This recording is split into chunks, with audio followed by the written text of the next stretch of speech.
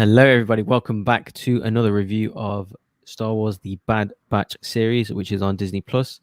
One episode per week. This, ladies and gentlemen, was episode 7, and a good one it was. It's called Battle Scars. And to break this episode down is myself. My name is Bogz, and my co-host. She is called Soul. So, how you doing today? How's the weather in Miami? How you doing? How's life? Weather is nice and warm here. Had a pretty Always. good weekend so far. I've had family over, had a lot of football/soccer, depending on what side of the world you're in. I'm sure that England, am I saying it right?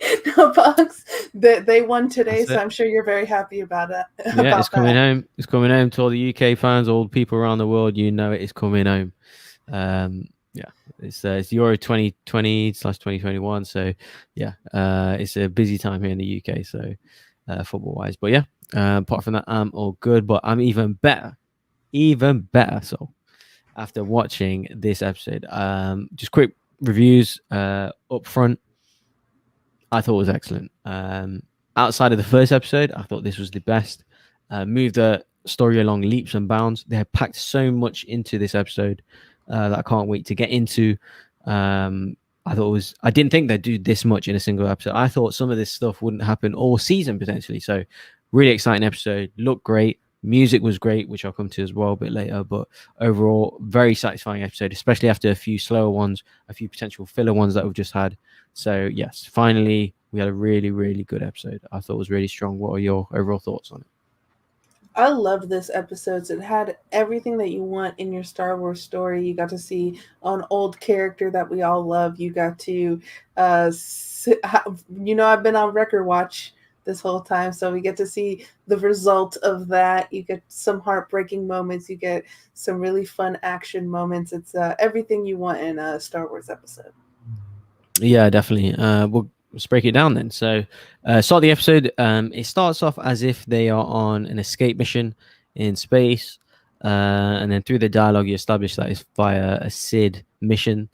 So it seems to be a certain time jump as well, seen as the last episode ended on that the Martez sisters cliffhanger with the character that they speak to, and then they're speaking to Sid at the end of that, and then now they're on another mission. So you don't know if it's been a few days, maybe a week or so. And during this escape mission in space, obviously Wreck is still getting his headaches. So you feel like it's creeping up more and more, and yeah, you could tell that time has passed because they seem quite regular. As they kind of head back to Sid. They obviously managed to escape. They head back to Sid, and a hooded man is in her cantina. And as Sid is talking to the Bad Batch about the kind of previous mission that's just happened, and having like a retcon about that, Omega and Wrecker are kind of going through the streets.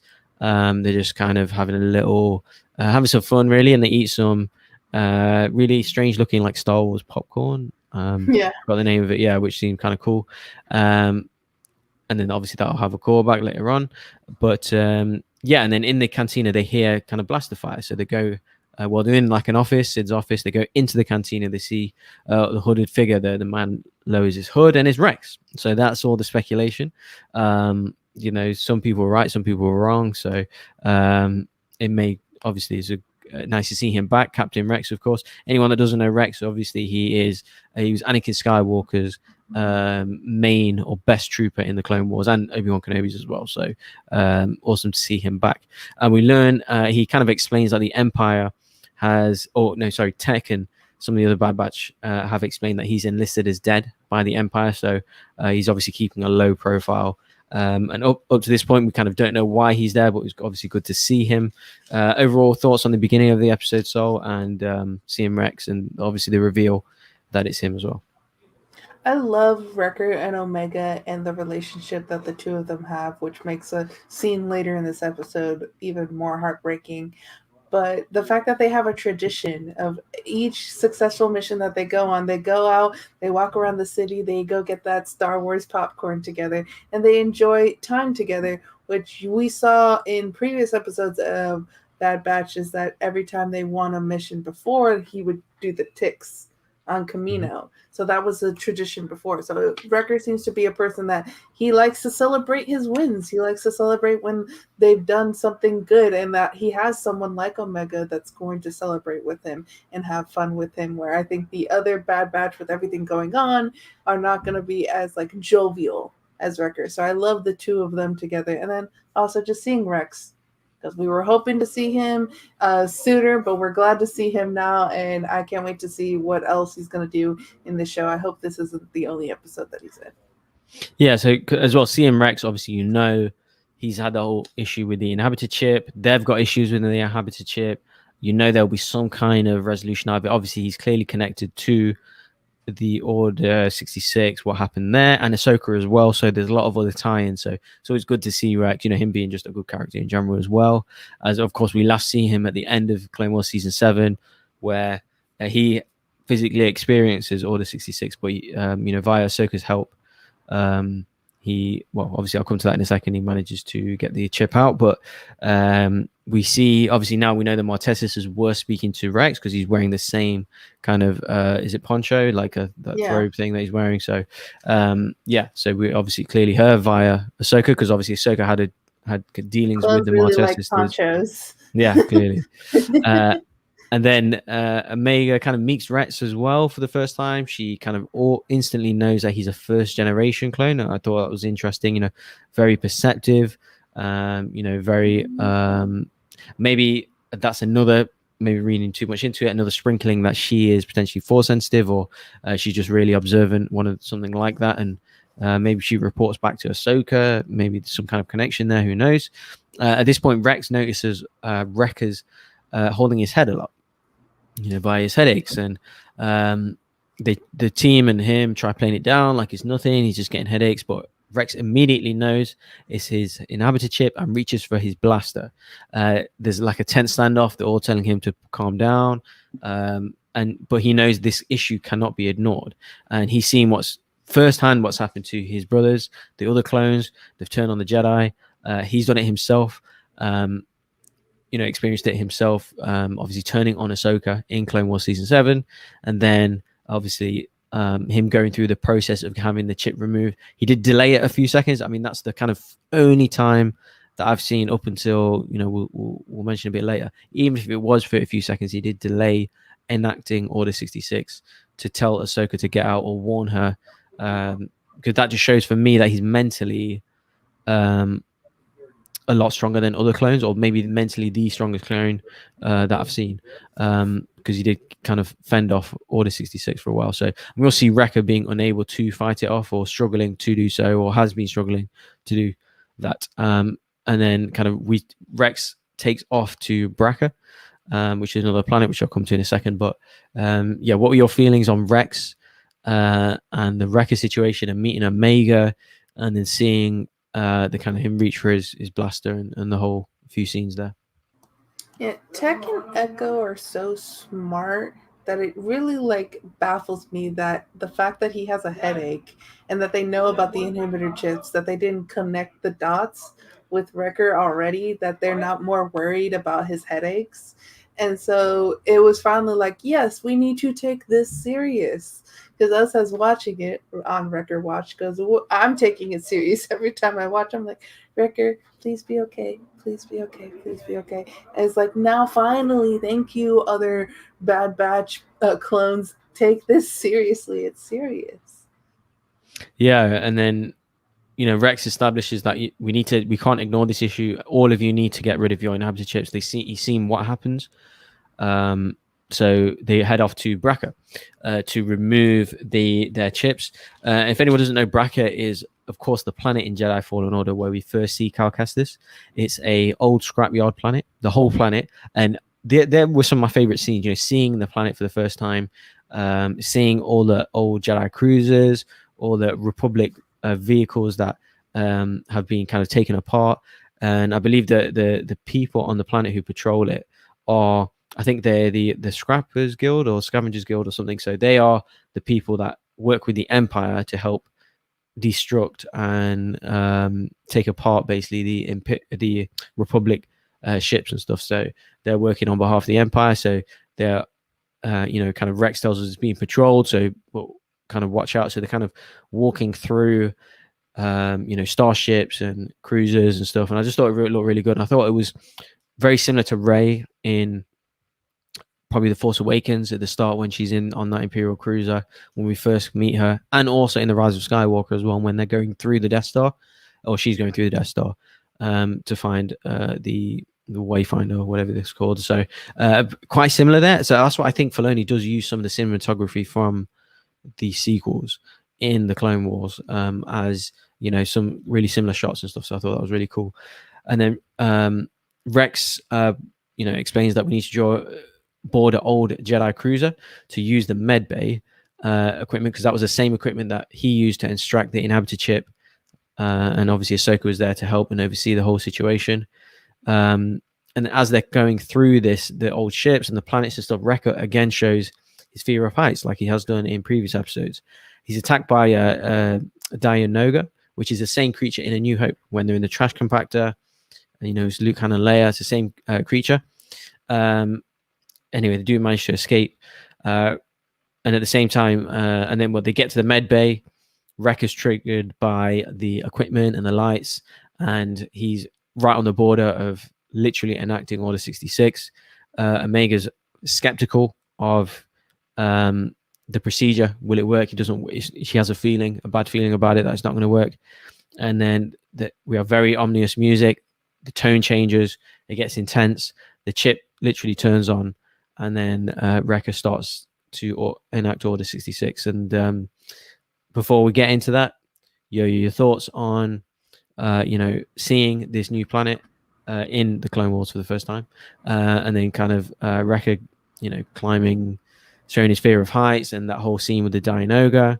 I thought it was very Lord of the Rings-esque when they go in Fellowship of the Rings, I believe, when they go on, I think they are trying to get to, is it Moria? When there's that, they say don't disturb the water, and then someone the alien creature reaches for Frodo. I thought it was very similar to that. So yeah, overall thoughts on their scenes leading up to Wrecker enacting Order 66. I'm a very geeky person, but I don't actually play video games. Mm-hmm. So this is the first time that I saw like Braca, and like I was like, oh, a junkyard planet. This reminded me of like Sakaar in Thor Ragnarok. There we go. That's the subtitle of that movie. And so I was just like, oh, this is cool. Junkyard planet. There's people that they're trying to avoid that are in charge of all of this scrap metal. So like all of this crap on the planet, it's valuable to someone because they don't want other people coming in and getting the any of the junk.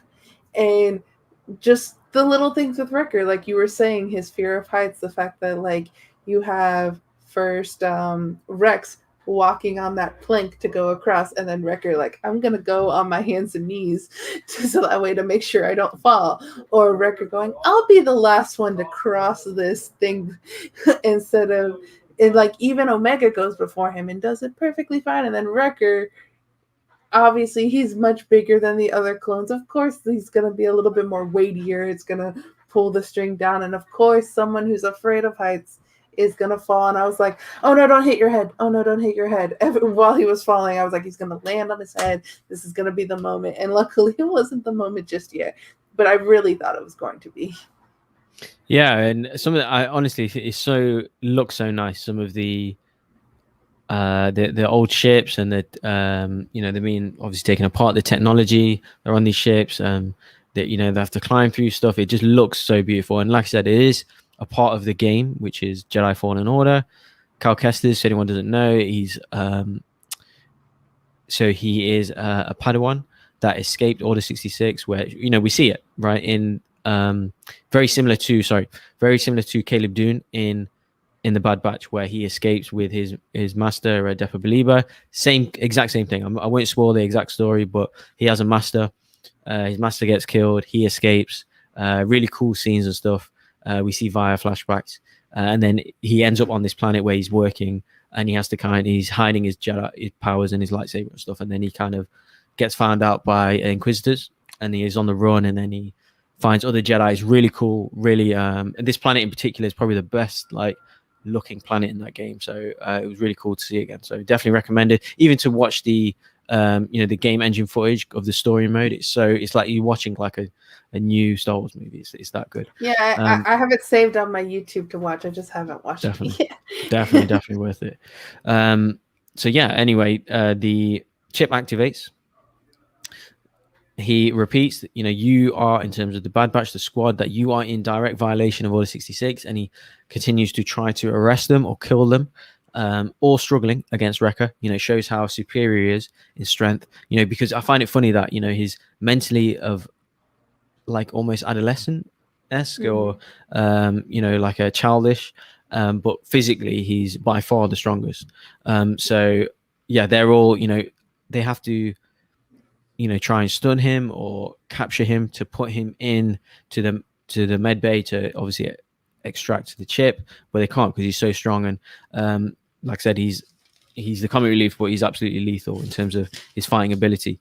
And then he kind of dispatches of all of them pretty much, and then he has a little chase thing with Omega, plays like a hide and seek thing. Again, the shadows, the lighting, some of it looks really good. He's creeping, around the thing a little bit. The touching, I wouldn't say horror, but like thriller type things where she's hiding behind corners, trying to survive, basically. At this point, he does pause. He does. We saw Rex in the Clone Wars hesitate for like, it felt like a 30 seconds to a minute, but trying stopping himself and acting on 66. He's blinking funny and talking differently, but he done it for maybe 5 or so seconds. I mean, that shows that if Rex is the strongest mentally, he is there. Maybe second best that I've seen anyway. He was buying his time a little bit. And then he kind of snaps back into it. He says the line, good soldiers follow orders, seemingly about to kill Omega, and Rex is there to save the day, thankfully, and stuns him from behind. And good job it is Rex, because he's done it so many times. They finally get Wrecker back into the pod, into the med lab. They operate on him. And then there's a bit of a delay. He does finally wake up, and he is completely fine. The rest go through the same procedure, all get the chips removed. Wrecker and Omega have a touching moment, a sweet moment. He explains that he did try to control it. That's why there was a delay of then 5 or seconds or so before killing her, basically. And then they have a sweet moment of eating the I call it Star Wars popcorn. I forgot the name of it. Yeah. Star Wars popcorn together. And then so they're doing the whole kind of thing again, which they've done at the start of the movie where they bonded. They're doing it again. Most emotional moment probably of the episode. World now. Yeah, exactly. But yeah, overall thoughts on, like I said, the scene with Wrecker and Omega, finally getting the chip removed. Wrecker being so efficient against the other Bad Batch guys and Omega, and then finally getting the chips removed. Everyone else getting the chips removed, and then eating that sweet looking popcorn. The way that he transitions to the chip is completely activated to lethal mode. So good, because like his eyes are closed, he's in pain, his head is hurting, and then it literally was like a boom, eyes open, like laser focused. You are not following the orders of Order 66. Like I forget exactly his exact words, but it was you are in direct violation. Direct violation. It was so terrifying. And then what we've mentioned before in previous episodes is Wrecker is so strong and so lethal, and like very much the fact that he's the one that can go against multiple combatants and be the one that like kind of clears the way for everyone else in the Bad Batch. So to have him, we know how strong he is. We know that he could take on anyone else in the Bad Batch. That was the really terrifying moment. And then it's even more like heartbreaking and terrifying because Omega and Wrecker have such a good relationship, which we've seen throughout Bad Batch, but especially too at the very beginning of this episode. And then just to turn to that, like, he's about to kill her. And if it wasn't for Rex, Omega would no longer be with us. And so that moment of two, where that sweet moment, like, I tried to stop, and Omega not blaming him for it, and Omega wanting to stay, but like they were like, let's take her outside, and she's like, no, I'm staying by his side. I'm staying until he wakes up, because he was the one that had where everyone else, it seemed that they didn't take as long to wake up after the procedure of Wrecker. It took a little longer. Maybe they'll explore the reason why that's the case. in the future. But I just everything with Omega and Wrecker was so sweet and like so heartbreaking in moments and so like heart touching in others. And I was like, that this is what I'm here for. This is the Star Wars I'm here for. Yeah, it was sweet, but I got Terminator vibes, like Terminator 2 vibes with obviously when he enacted Order 66 with the chip, literally acting like, the like, the Arnold Schwarzenegger character, I think it's T-1000, but the stuff with the popcorn, with the um with Wrecker and Omega, I felt it was like with the T-1000 and Edward Furlong's character John Connor, like very similar bonding wise, having the sweet moments together, even though he tried to kill him before. So very, like I said, getting Lord of the Rings vibes, Terminator vibes, so really creative stuff here. And then just to round off the episode, the last couple of scenes is Rex has he speaks into like his comm. He explains that he's going to meet someone. It doesn't say him or her, someone at a rendezvous point. Hunter comes out. They have a talk. Rex explains that he still believes in the Republic. There still isn't all gone. There's still, a fight out there. Optimistic Rex as ever, similar to how Anakin was in, I felt, the Clone Wars as well. So, that he's in kind of a direct coalition with him, still, of that mindset. And then Rex explains to him, explains to Hunter that he feels he wants the Bad Batch and Hunter to join him in his fight with the Republic, the remaining parts of the Republic. And Hunter explains that he has to do what's best for Omega, keep out of trouble, out of the reach of the Empire, and also for his squad as well. Is in terms of the Bad Batch. So Rex walks off into the clouds again, with like a really beautiful shot. Nice shots of his helmet as well, like his old school helmets with the markings on and stuff, like throwback stuff. And then Hunter tells him as well, if you ever need us, you call us. So kind of obviously teeing up something there clearly. And then just to end it, there's the Scrapper Guild, that's what they call the Scrapper Guild, identify the squad where they are, they report them back, and they advise them to notify the Empire. So we know now the Empire knows what's going on, and probably going to come after them, no doubt. So ending of the episode, the Rex scene, tell me what your thoughts are there, him talking about the Republic, and then the Scrapper Guild, who obviously in conjunction with the Empire reporting them on their actions. Rex is still in this fight, and I'm hoping that the person he contacted was Ahsoka. Like, I'm just hoping that maybe it's Ahsoka as Fulcrum, which he knows that Ahsoka's Fulcrum. Not everyone knows that Ahsoka's Fulcrum at whatever point she becomes, because if you go with the books and if you go with the show, there's a different. They don't completely match up. But so I'm still wondering if when exactly she becomes, but I hope that's who he was talking to, because I hope to see her maybe later on in this. I think we're going to see Rex again, just because of that whole, like, if you ever need us. I feel there is going to be a team up, and I'm very excited for that. I also feel that, we haven't seen Crosshair in a while. So I think next episode we're seeing Crosshair. I think Crosshair is going to be hunting the Bad Batch after that call of them being there on Braca. So because it's been a few episodes since we've seen Crosshair, and I want to see how ruthless, how tyrannical he's become now that he has a fully activated chip, now that he is in charge of these, what were they calling them? The transition into the stormtroopers, pretty much, like but I'm really excited to see him, because we haven't seen him, and so far the best episodes of this season has been with Crosshair in it, except for this one. This one I would put up with one of the best episodes of the season, and so I just can't wait to see Crosshair again.